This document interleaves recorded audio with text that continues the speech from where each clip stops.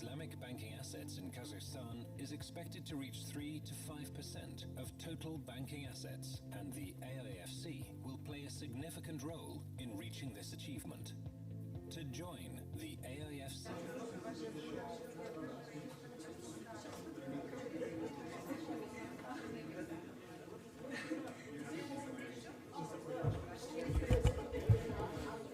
Please have a seat. We're about to start. Присаживайтесь, мы начинаем.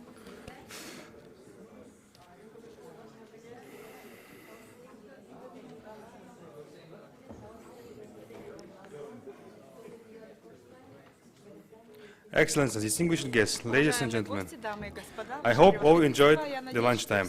We have now come to the next panel session, Global Trends in Islamic Finance. Given the industry's current size and composition, Islamic finance is still a niche market in the overall global financial industry. Growing commitment towards sustainable and responsible investments makes Islamic finance an attractive tool of financing. This session will address the current state of practice of Islamic finance around environmental and social issues and discusses key opportunities and challenges for its further development. Without further delay, I am pleased to invite our moderator, Mr. Dawood Vikari, Chairman of the AIFC Advisory Council on Islamic Finance, Managing Director of the DVA Consulting.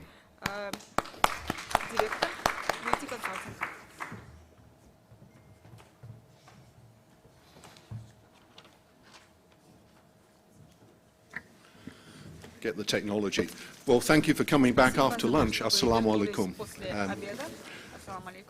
Without further ado, as they say, I'm going to get the panel up here and we'll get started. And our intention is to try and cover this massive topic, which is the global trends and where we're headed in 60 minutes or less.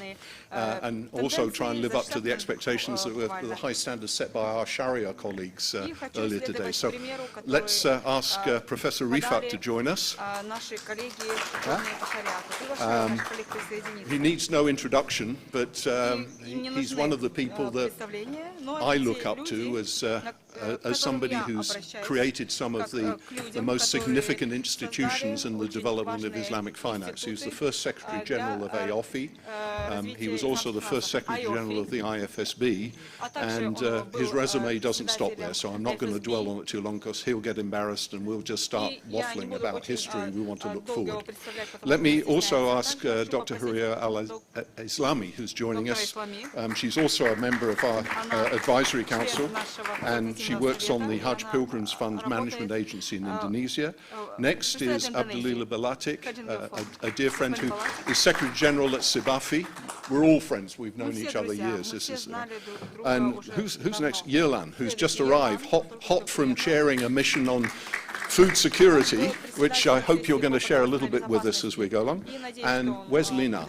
Linar is texting, and he's probably going to put his phone there, and it's going to take automatic photographs and post on social media as we go. So here we are with this massive topic called global trends in Islamic finance, and we want to try and share as much as we can, as quickly as we can, but we also like to get your questions, because we have the privilege of all sitting on a panel, and we all have a meeting later today where we're going to talk about anything and everything, but we want to try and maximize your time on this. Let me just start setting this in context. I struggled 30 years ago, nearly 30 years ago, when I first got into doing Islamic finance, until I got grounded on a simple sentence which I learned from a very wise man who taught me a great deal about Islamic finance at this time, and someone who Professor Rifat knows. I'm talking no less than Mustafa Hamid. Mustafa Hamid of Malaysia is one of the founding fathers of Islamic finance, and he said to me, it's very simple. Islamic finance is about the efficient and effective mobilization of assets and capital for the benefit of the real economy. And that's something, whenever I've been asked, when Alan Greenspan asked me that question when I was consulting at Deloitte, that's the answer I gave, what Islamic finance was. And that always keeps you grounded. The other thing that keeps you grounded is, as you've heard from the Sharia scholars and from many of the speakers this morning's session is that we have a duty of care. The objectives of the Maqasid al-Sharia are a duty of care, and I think that was expressed very eloquently. I'm looking to my dear brother Sheikh Ezam, who I haven't seen for a couple of years, but he's always in my heart, and he held my hand literally, I think, when I was first on the board at AIFC, because I was a little bit struggling, but he extended the hand of kindness. This duty of care is something which is for the benefit of all humanity. So I'm going to get Professor Rifat to make a few opening remarks, but in the context of a founding father or somebody we should all be looking up to for setting the framework at AIFC and IFSB, what are your aspirations for the future? What have we still got to do to get things moving forward? And I probably need to switch on your microphone, or Horea will push a button and you'll go live. You okay? Yes, I'm okay. In the context of IFSB, I would like to answer why we didn't include the members of we confined only to members of the OIC, the Organization of Islamic Conferences. Because, as we later proved to be right, we wanted Japan and all the other non-Muslim countries who are not members of the OIC. And that's something in the future that Kazakhstan can learn from wisely, because had we confined that to OIC members, we would have closed the door for all those who wanted to have a stick anchored in the Islamic finance. Now I know that they have included the FIFC, the equivalent of the FCA, Financial Service Board, in the UK. Had we closed it, we said only the OIC members, we wouldn't have had Singapore, wouldn't have had Hong Kong, wouldn't have had the Philippines, who were members there, and also now the UK. So that's Luxembourg. Yes, you're right, Luxembourg. And so that would have closed all the doors for all these countries who wanted to have a foot in the Islamic finance hub. They wanted to join the IFSB, so we allowed them to do that by not including, by not confining the membership only to the OIC countries. And that's something I think Kazakhstan has to look forward to. I think that keeping the door open and inviting people to parties has been a very significant step. As we heard from the Sharia panel today, I think you expressed it very clearly, Sheikh Azam, about pluralism, but that was probably more in the debating of Sharia decisions. But the pluralism in terms of including everybody and keeping the door open, and one area which you may not be aware of, that Professor Rifat helped to establish something called the Responsible Finance and Investment Foundation nearly 5 years ago, and I'm proud to be a founding trustee of that. That was very much about promoting the cause of Islamic finance, but in the areas of sustainable development and responsible finance throughout. And that is something which resonates very, very clearly now. Now, it matches all the aspiration of people also wants to join the responsible finance. Вдохновлять людей, чтобы они захотели заниматься ответственным финансированием. A cliché sentence for everyone to be affiliated with responsible finance. Была возможность реализовывать ответственное финансирование на практике. Good to have sort of it at that time, 5 years ago. We're ahead of others. И мы сейчас идем впереди других. And now, perhaps, И сейчас, возможно, everyone would like to have a look at responsible finance, as you said. It's about those shared values. Perhaps I can move on to Dr. Horea on this area of shared values, sustainable development goals. And just to set the framework, those of you who attended this morning would have heard mention of the basis in Sharia law of many things that show up in legal systems and in terms of endowment funds. And one of my particular favorites is the founding of the first college in the University of Oxford, which was the first university in the UK. If you cast your mind back, which I can do, but you probably can't, 1264, if you look at the foundation of Merton College, Oxford, and you look at that trust deed, it is actually a waqf. So that is the basic model for endowment funds of every major Western university, including the United States. I'm looking at my dear brother here, who was at Harvard for many years. Harvard was based, their endowment fund was based on the concept of a waqf. And it's the sharing of that best knowledge and best practices which is key. Horea, do you want to expand a little your experience, both from Indonesia and the region, about the Sustainable Development Goals, ESGs, and so on? Thank you, Brother Daud.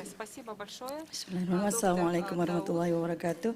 Your Excellency, ladies and gentlemen. Yes, actually it's quite fascinating. In fact, I would like to cite again what Sheikh Isam shared with us this morning about the Waqf. Because what is quite interesting about the Waqf is that, you know, this concept has been developed more than 1,400 years ago as Sharia was developed, and yet it was adopted by the common law system less than 100 years ago, and it developed far advanced in the common law system rather than the Waqf nowadays only. You know, we are looking at the Waqf. Same thing with the global trend now. As I shared with my brother Daud earlier, there are two global trends which I would like to highlight today.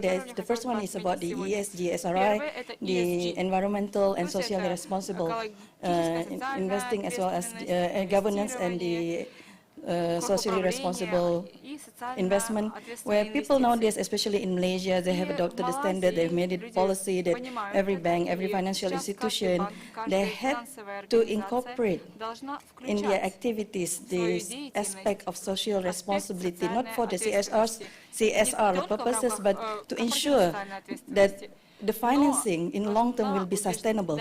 So sustainability is not only the concern of the environmentalists, but it's also the concern of the banks now. And many countries, including Indonesia, has actually signed the document, committed itself that yes, we are going to adopt this ESG and SRI.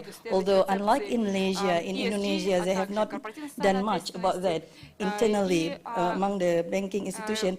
Why did I cite the example from Sheikh Isam? Because at the beginning, before you heard about this SRI, ESG in Islamic finance, I kept on asking this to myself in event, why Islamic banks, Islamic institutions, for the past 20 years or so, we have been adopting a negative list approach, where basically you can do anything as long as it is not prohibited by Sharia.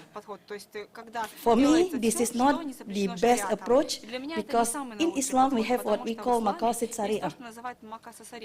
And this maqasid Sharia has been introduced more than 1,400 years ago.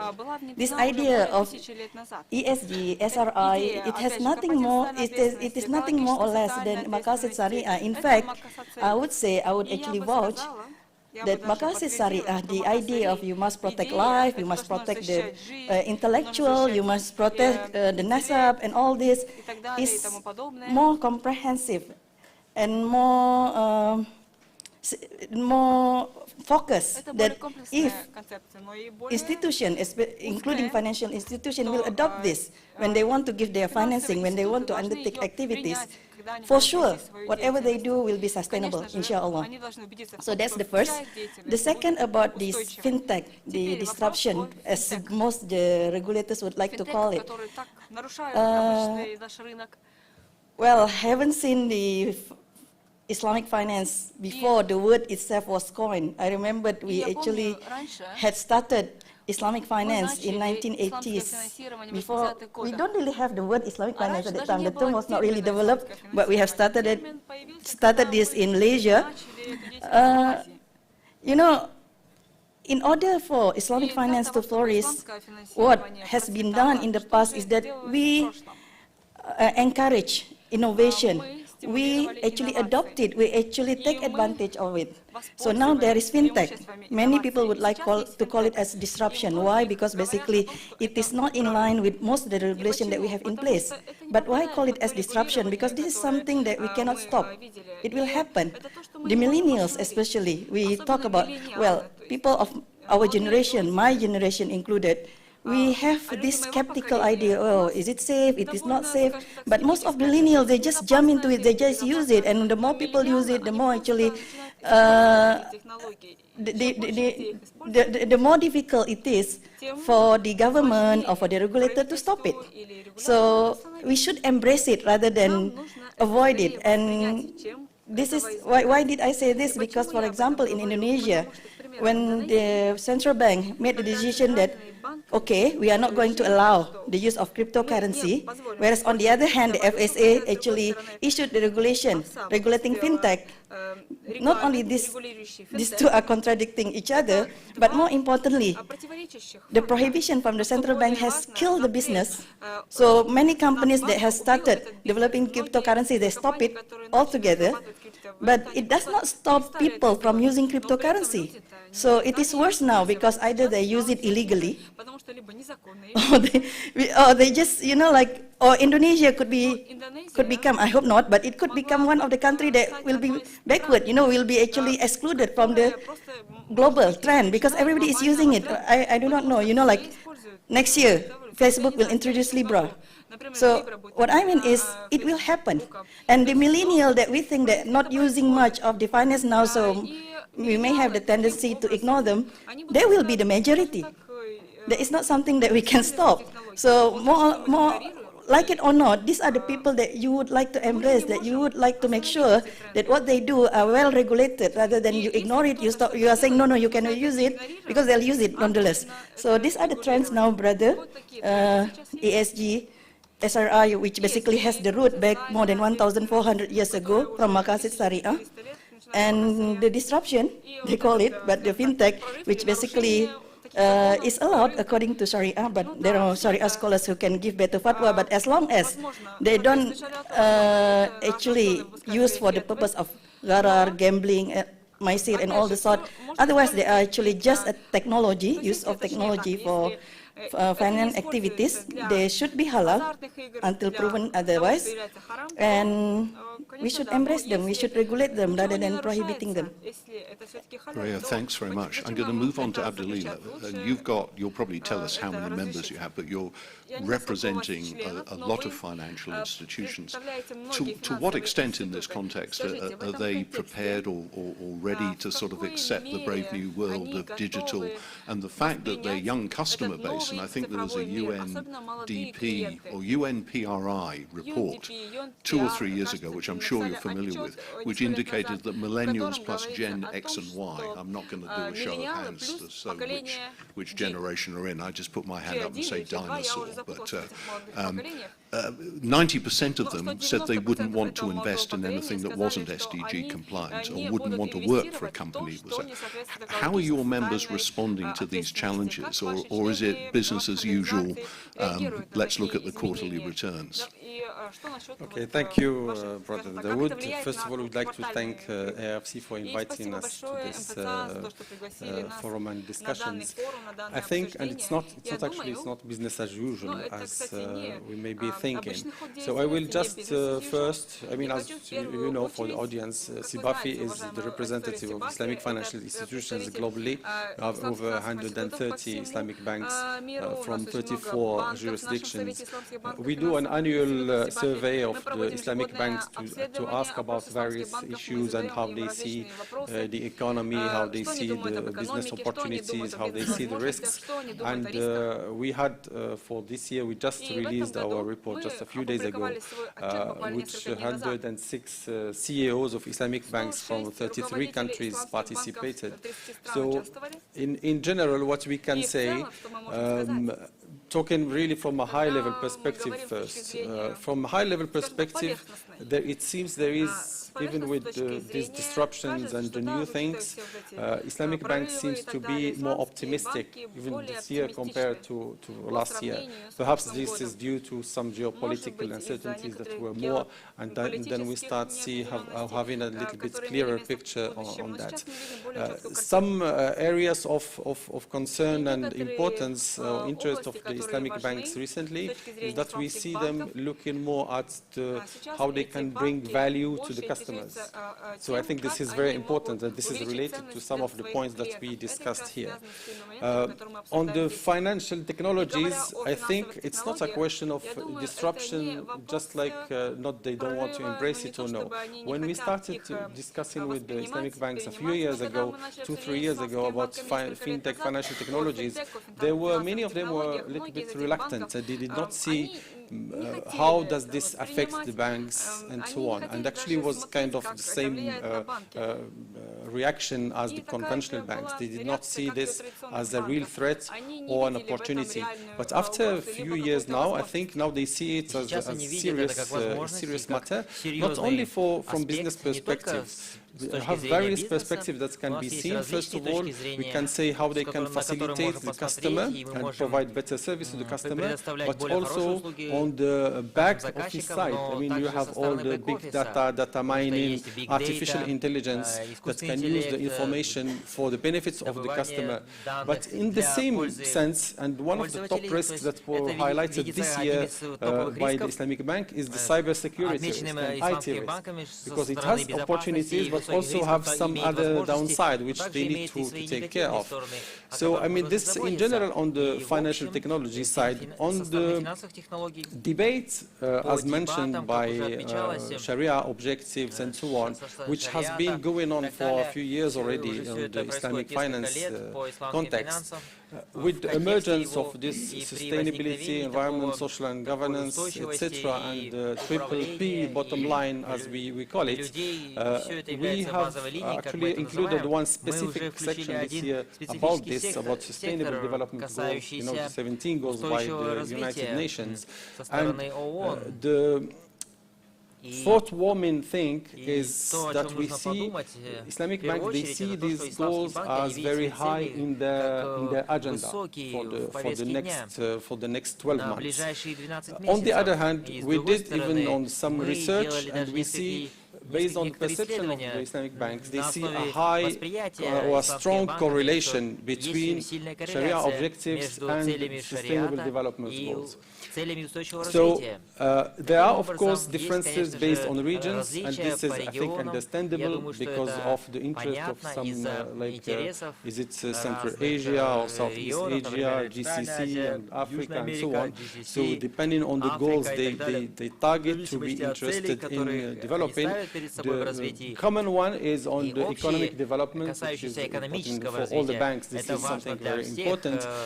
Something which perhaps I think there is a need to do more work and more awareness on the banks themselves is that when we ask many of the questions, and we do like, or we talk to the CEOs and we see how they see the sustainable development goals or the sustainability agenda in their business work.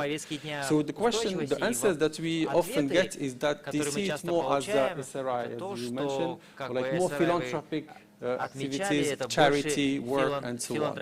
So, and mentioned this morning by Prof. Azmi Omar also, in reality, sustainability is not only charitable work and social responsibility. You have many other items that can be actually embedded in the operations of the Islamic Bank. And this is perhaps something which we think need to do a little bit more work, and we have some agenda that perhaps can update on it later.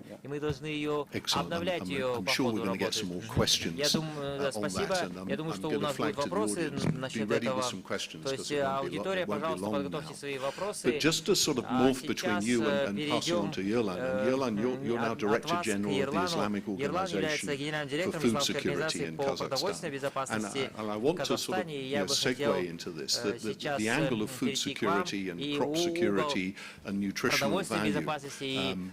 I'm sure you're familiar, and I don't want to repeat too much, but Professor Said Azam Ali, who's based at the Crops for the Future Center in Malaysia, which is my home country, UN report end of last year, 20%, 1 in 5 children in Malaysia now have stunted growth because of the nutritional value of rice has declined 20% in the last 10 years.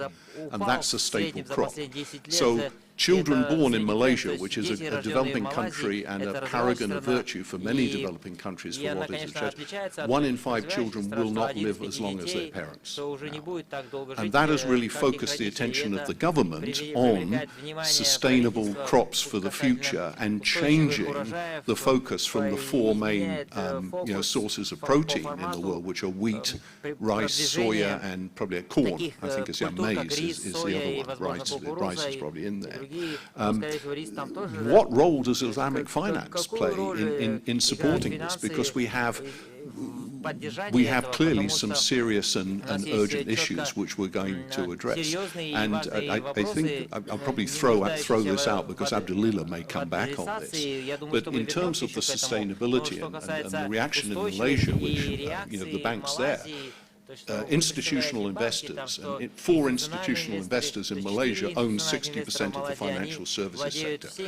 They are deeply concerned about this, and they're deeply concerned about it in terms of climate change, because if the sea levels rise, as predicted over the next 20 years, 10% of the land mass of Malaysia will disappear. So what's the point of funding a condominium which is going to be underwater in 10 years' time? There's lots of issues they're starting to think about. But could you help the audience in terms of the future? The linkages we have to make, it's not just about, is it Sharia compliant, is it, is it the right construct? What other things do we have to be thinking about? Thank you, Doctor. Bismillah ar-Rahman ar-Rahim. Assalamu alaikum wa rahmatullahi wa barakatuh. First of all, let me again, as Brother Bilatik told, welcome all our guests and all participants. I know that today is a very important event is going on Islamic finance. It's, can I say it's a happily or unfortunately, so today this event coincided with my very important event for my institution, which is a board meeting. And but in any case, I, as a DG, I have structured my today meeting to come here. So I just want really to say something very important, because you told that our institution in Kazakhstan, but our institution is a special body of OIC. So we have 33 member countries which have signed our statute. We have 12 out of these 33 countries. We have 12 countries they ratified. So a full-fledged international body. And regarding our status, which we are doing, actually AIFC, or Islamic Organization for Security, was established by, it was the initiative of the first president of Kazakhstan, Nursultan Nazarbayev. He has told about this institution first time in June 2011. And after 5 years, this idea was materialized. And the first General Assembly of AIFC took place in Astana in April 2016. And so the main mission is actually, it's coming out of our title of our institution. We should ensure food security for Muslim countries. And a very important word is related to the Islamic organization. And of course, being an Islamic, we have to follow, we have to respect and be one of the real Islamic institutions. So for this case, of course, your question I can answer widely. I can go straight to your question, but I really want to say something that Islamic institution, it's a big responsibility all us working not only in this institution, but all people related to the issues of food security. Actually, for Muslim world, food security issue is a top issue. And as today our dear colleagues told about SDGs, Sustainable Development Goals, as you know, the number 2 of SDG number 2 is to fight hunger. And you know, also probably you know the figure, more than 800 million people in the Muslim world, they surviving. They really have a problem with the issue of food. So for this case, I want to say that we are going to present a special agenda out of our today board will decide, and then of course we will have our General Assembly. The main idea which we want to utilize in our agenda is to have Islamic financial instruments throughout our activities. Especially, we're paying a lot of attention to social Islamic finance instruments. You just talked about Waqf. We are thinking, for example, just a sample for all of you. I think you know that Kazakhstan is a big producer of wheat. We're actually one of the biggest in the world. But the issue related to wheat exported from Kazakhstan is transport and logistics. The transportation cost is too high. So the remote countries are actually out of consumption of Kazakh wheat. So we are trying to get a very unique scheme to bring social Islamic finance into this scheme, especially concerning humanitarian type of operations. You know, some countries in Africa like Somalia, Sudan, or some other countries in Sham or MENA areas, they have some problems with of humanitarian type. So, and those countries, they have a special budget. So we're going to deliver, to supply wheat on this type using special Islamic finance means out of sadaqah and out of zakat funds. So we already started our discussion with Sheikh Faisal Manzoor. I think Sheikh, you know, he's from UK-based Sheikh. So, and we are going to soon to utilize this scheme. This is just one sample how we can work through. And of course, for us, it is, if we are talking about Islamic finance commercial type, so we are going to have it for our commercial operations, which we are planning, let's say, next 3 years. We want to have, because Islamic finance is based on trading, and trading is very instrumental to resolve food security issues. As you know, most of the food which we consuming in the Muslim countries, most of this food is produced not in Muslim countries. So now one of our tasks and mission is to activate those interrelations between our countries and to bring food balance things on the, let's say, table of OIC member countries. Not, I mean, this will help us, and of course, these things could be resolved through trading instruments. Of course, it's we just can say it's especially Murabaha will be well utilized. So, because I already have a note on to shorten my experience. Thank you so much. Is that the 1 minute sign for everybody, or is it just for him? It's just for, okay. I'm going to continue till they stop me. Yelan, thanks very much for that. I mean, there's a lot of innovation going on in the philanthropic area. I've worked with the International Federation of Red Cross, where we've used surplus zakat money from the smallest state in Malaysia, population 300,000, to resolve drought and food issues in the Somali-Kenya border, Kitui County, 1.2 million lives saved. And they made money out of it. They actually improved capital because they grew crops that were sustainable, which they could sell, and they passed on the profit to the next county, 1.4 million. So this small state in Malaysia, 300,000, have saved 2.6 million lives and given them an investment. Anyway, I digress slightly, but there's a lot of innovation happening in that area. Lina, last but by no means least on the panel. From a regional perspective, and you cover all things regional here, but how do you see the dots being joined up and some of the practical examples you've been working on through the AIFC to actually show the way forward in how Islamic finance can be effective in the future? Thank you very much, Mr. Chairman. Very good afternoon, ladies and gentlemen. Assalamu alaikum wa rahmatullahi wa barakatuh. I feel many of people here are just about to fall asleep. I know lunch was good and heavy, but let us try to stay awake for another 15 minutes. Given the opportunity, I would like to congratulate Yelan with such an important appointment as a Director General. 2011 it was initiated, 2019 it happened. Seems like in Islamic world things are getting faster.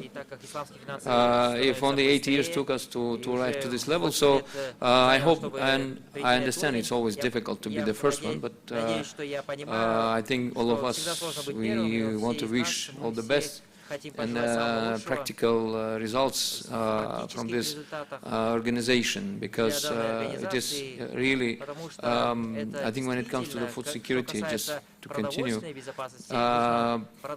for the rest of the world, we have these such huge countries like Russia and Kazakhstan, and mostly they are looking at it as the source of food, of green food, eco, environmentally halal food, and so on.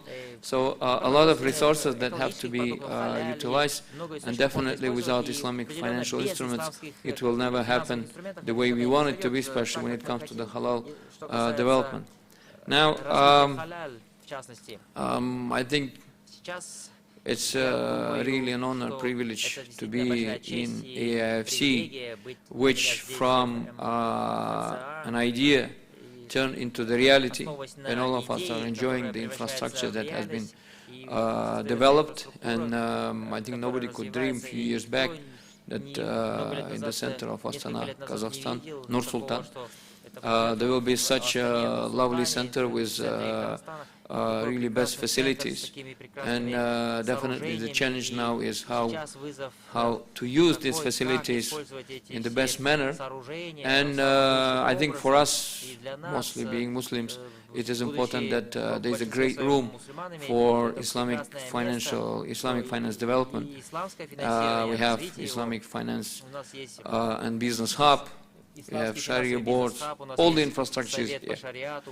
All that we could dream about having in Russia, in Uzbekistan, in Azerbaijan and other countries has happened here, and we are sitting and enjoying and have to materialize. Now, why I keep emphasizing on this?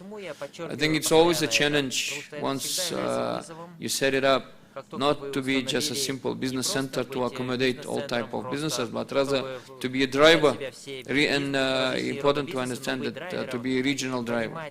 When we say regional driver, I don't think for any other countries in our region, I mean Russia and CIS countries or Central Asia, it will be possible at least within coming 2-3 years, even they work very hard to achieve what is in here already.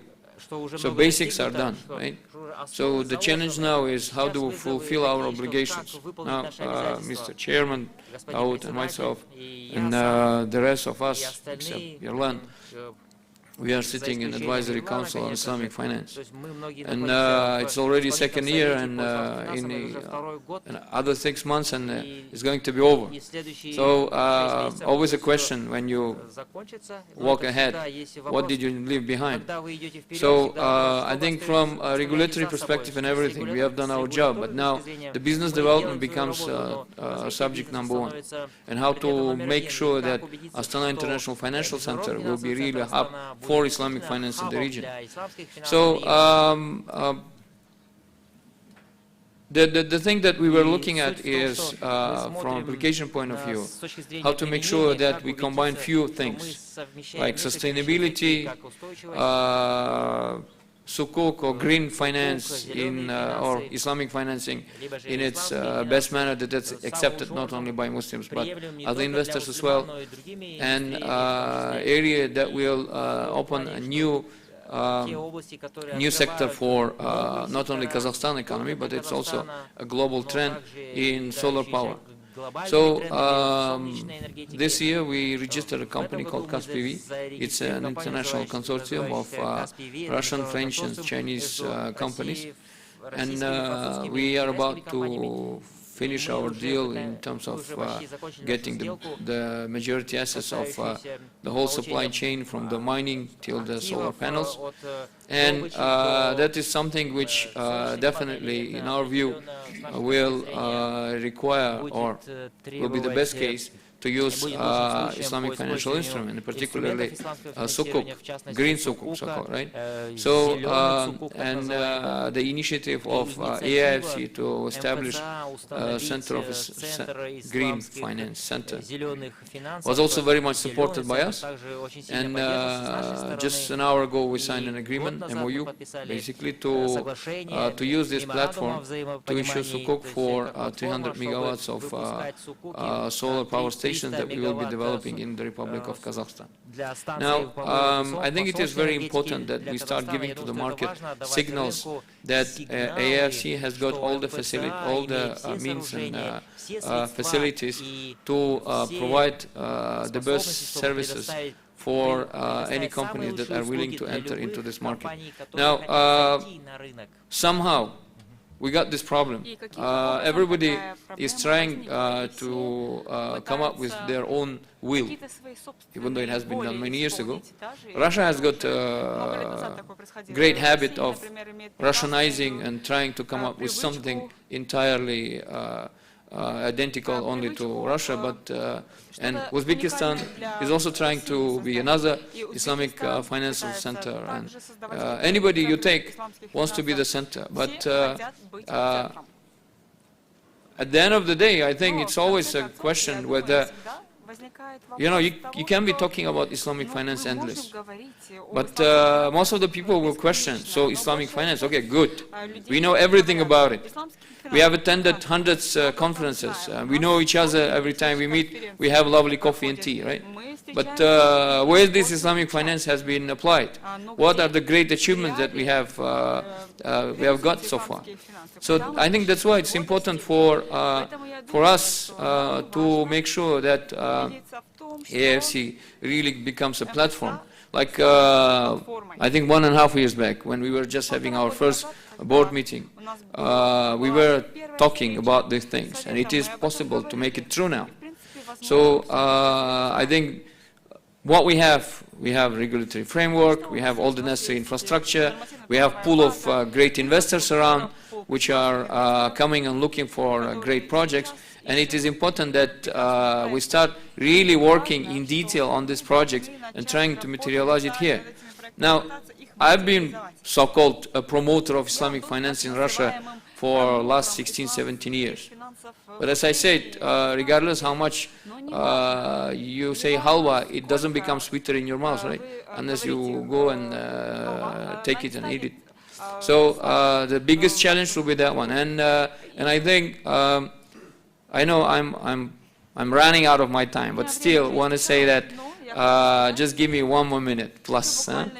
I want to say that it is important for, and that will be a big challenge for all of us. Yeah, I know AIFC managed to pull in one of the best talents in the country, and trying to bring other people from the region. But still, it will be a challenge for us to identify those areas that AIFC and surrounding regions will be of particular interest for the investors. And of course, food security and agriculture is one of the things that we will always need. Energy is something which is very important, and it is capable of bringing in funds and investors and projects with our vast territories. And whatever is today in process in terms of fintech and all this innovation ideas, I'm not sure how competitive we are when we look at the international market, but first of all, we have to check and identify those areas that we are really good, and the globe is waiting for us to deliver something serious. And based on that, come up with a proper pipeline of projects, pull in the companies which will be given this opportunity to execute these projects, with a condition that they have to be listed in Astana International Exchange, or they have to use the facilities of AIFC, and so on and so forth. So I think this will be the task number one now for all of us, to prove that AIFC is not only a dream, it's a dream that comes true, and we are part of this team which is making this dream to come true. Thank you very much. Well said, Lina. There's always, the first steps have to be taken, but the hard work is up ahead. We have, what, 10 minutes? 10 minutes is okay? I mean, I'm not going to negotiate for more or less, but 10 I'll take. Let's open the floor to questions. We've got some experts from all over the world, locally, people with vast experience. I'm sure there must be some questions that you'd like to fire at us. Everybody's still fast? Young gentleman in the front there, please. And if you want to address the question to anybody on the panel in particular. So what's the difference between Islamic finance and the other conventional ones? And how do you convince your investors to choose you? Because conventional ones seems much safer. It's okay. That is an excellent. No.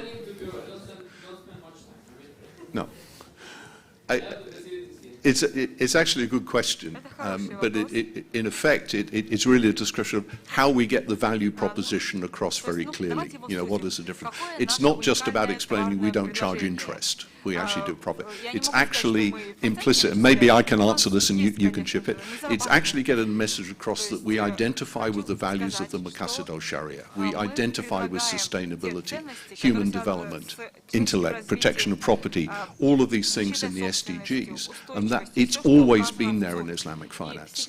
Over the last 3 years, since the UN SDGs came along, and I can share with you attending a conference, and Professor Rifat was with me, we were in Dubai at a UN conference where Dr. Zeti spoke.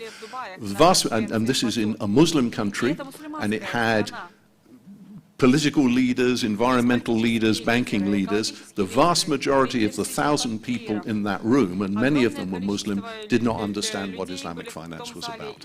They had to have it explained to them about the value proposition that was there. So I think it's a very fair question, and it's actually an indication that education about what the values are. I can't give you a succinct answer, but we've got an answer. We have to work at it, and we have to get that value across to you, that this is about sustainability, it is about the duty of care, it is about the objectives of the Maqasid al-Sharia, it is about fulfilling the objectives, and there's objectives of that. And there's a huge opportunity here in Kazakhstan with the AIFC to think about the problem differently. We don't have to follow other models. You've got infrastructure, you've got brain power, you've got facilities. Think the unthinkable. Do it differently. I don't know if anybody wants to add to that. Yes, Gloria. There are several reasons why people choose Islamic finance.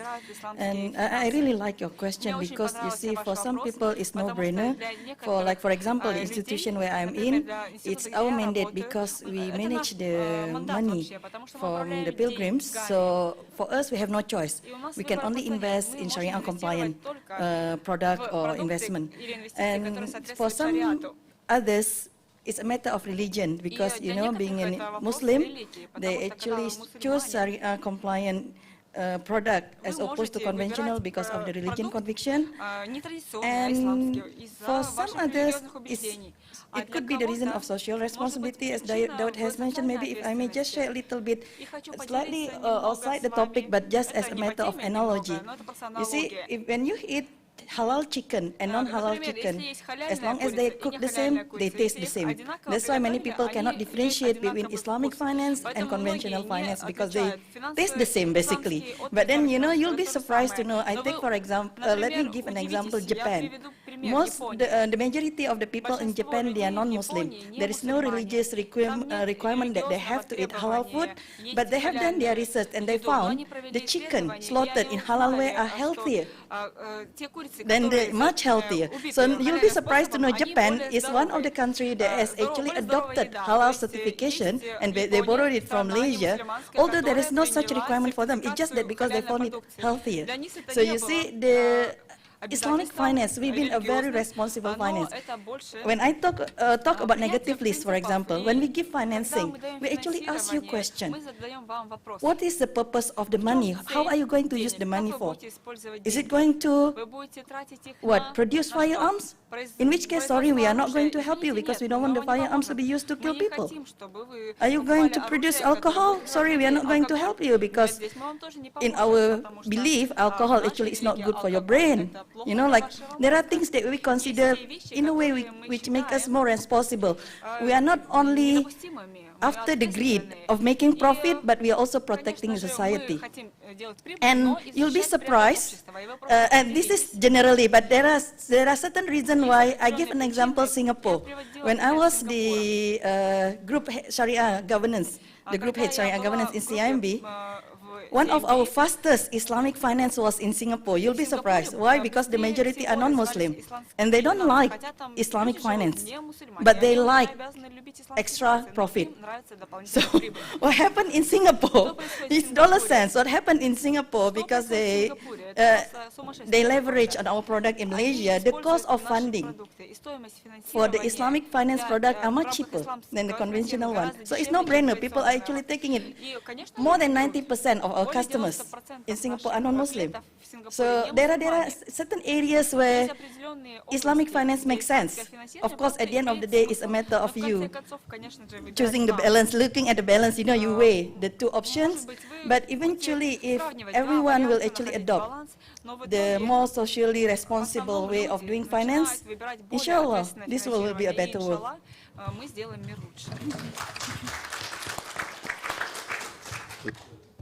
Sorry, there's a gentleman there. Ассаляму алейкум ва рахматуллахи ва баракатух. Можно воспользоваться, да, твоим переводом? Я просто на русском хочу вопрос задать. Сможешь перевести, да? Если наденут наушники, спикеры мы переведем. Я представитель правительства, вот хотелось бы задать пару вопросов. Очень прекрасно, что исламское финансирование функционирует на площадке МФЦА. Но также хотелось узнать, есть ли какая-то регуляторная база, нормативно-правовая база. Ведь регулятором у нас, получается, микрофинансовых организаций выступает Нацбанк, я правильно понимаю? И второй вопрос. Первый раз услышал о вашей организации. Вот, там был вопрос, вы говорили про то, что вопрос перевозки этого всего. Потому что действительно, когда даешь закат аль-фитр или делаешь закат, то есть вопрос возникает в том, чтобы куда это все использовать. Вот вы озвучили статистику, то, что в Судане, в Сомали. Вопрос с перевозкой на данный момент как решается? Вот немного, может быть, не туда вопрос, но все-таки хотел его задать. Спасибо. I won't pretend to having understood anything Я не apart буду from the притворяться, что last word there. Johan, do you want to take that? I will try to answer briefly. Я постараюсь кратко ответить. По-английски отвечу или по-русски? По-русски лучше, да, чтобы... Да? Окей. No, I think it's much better in English because it's not translated. Okay. Thank you so much. So your first question was about regulatory things related to microfinance in Kazakhstan.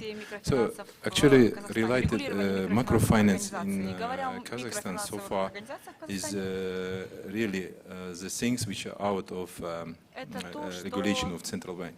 So central bank is taking care about only one issue now is of concern for central bank is the increasing interest rate. You know that the central bank has put ceiling that one microfinance institution, I'm not talking about Islamic finance, I'm talking general microfinance, they cannot go up to 85% per year. So you can just understand out of the figure that now microfinance generally becoming they're all usury institutions. I mean, talking general, I'm not talking Islamic microfinance.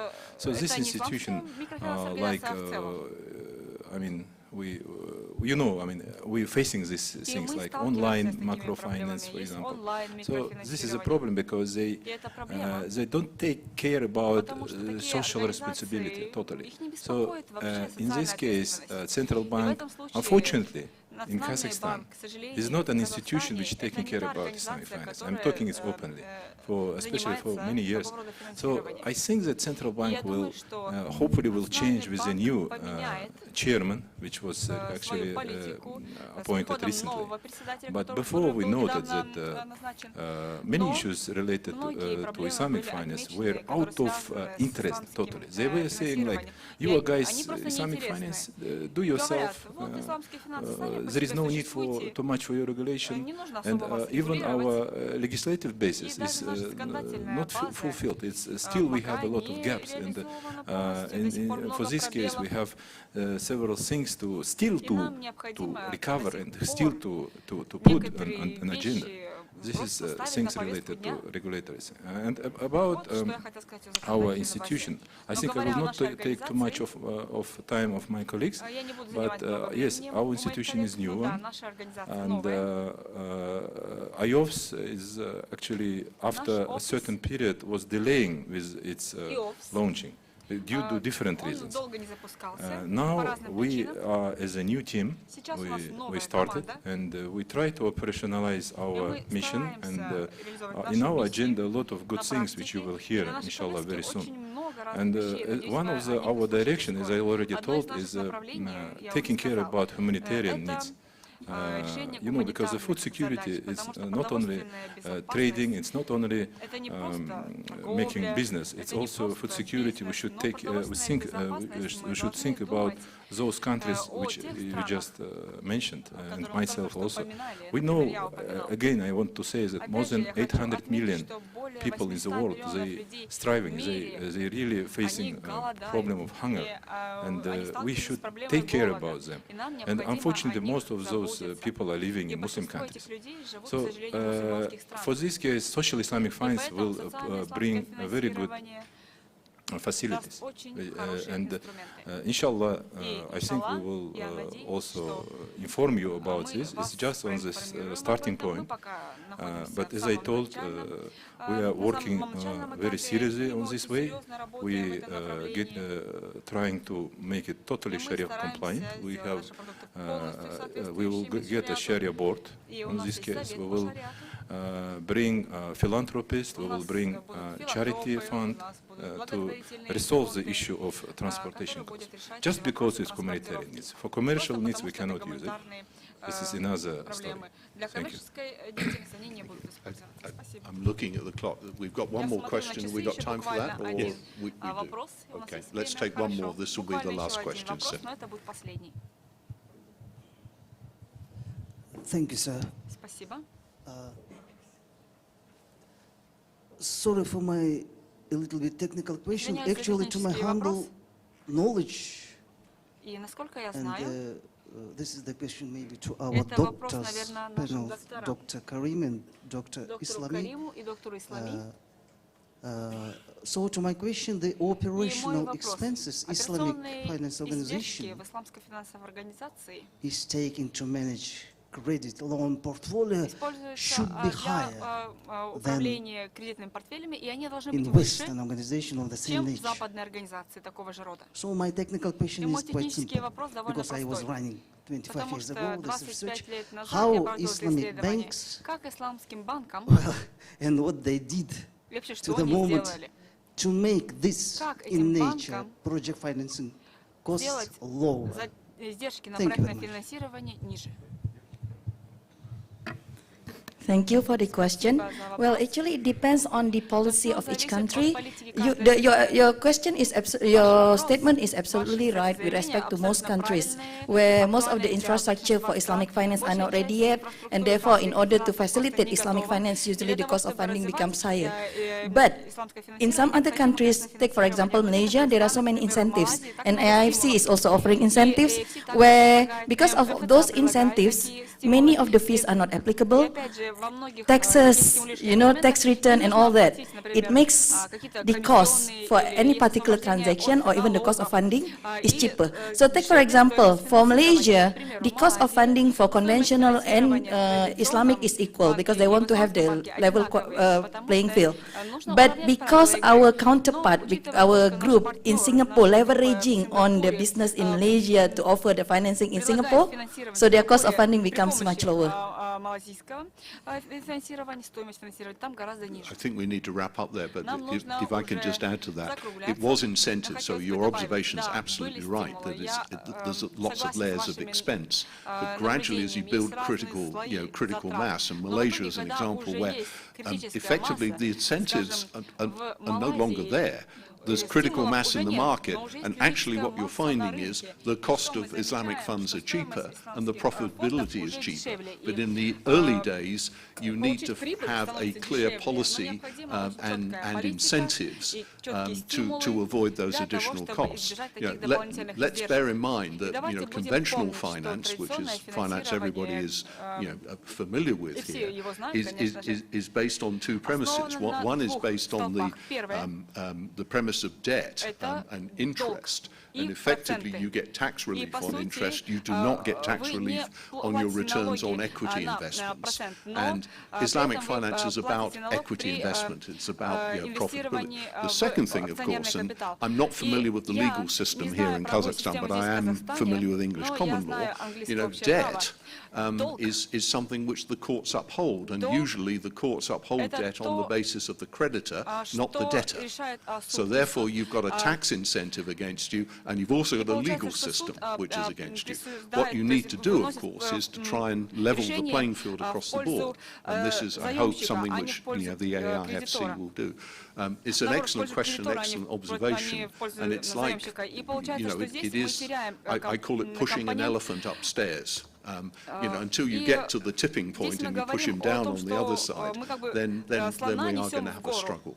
Thank you so much for your questions. My appreciation to the panel, but also to the AIFC for getting us together and getting such a great audience. We really enjoyed this, and I hope you have as well. Our thanks. Assalamu alaikum wa rahmatullahi wa barakatuh. Thank you. Thank you, moderator and honorable speakers, for the very useful session. May I ask you to stay on the front of the stage for a group photo?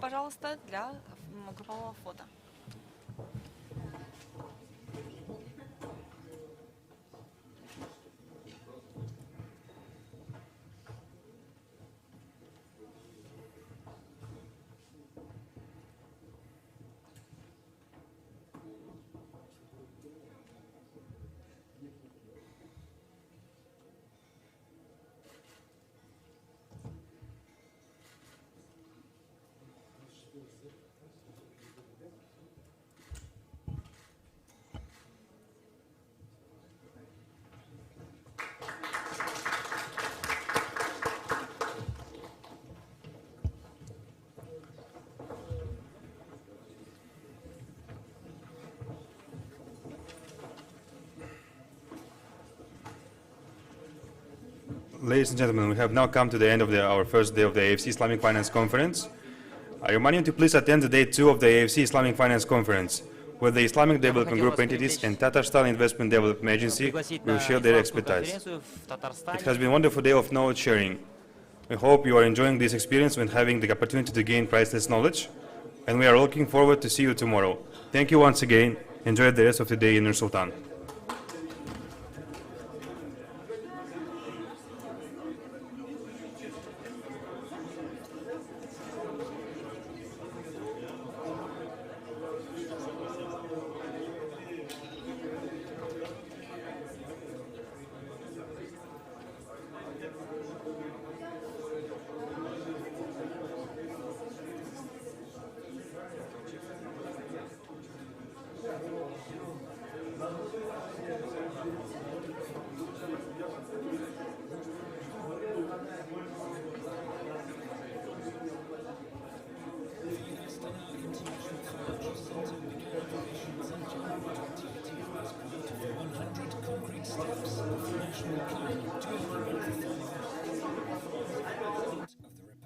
Kazakhstan, AIFC aims to become a leading financial center in the region and has chosen the Dubai International Financial Center, DIFC, as a model.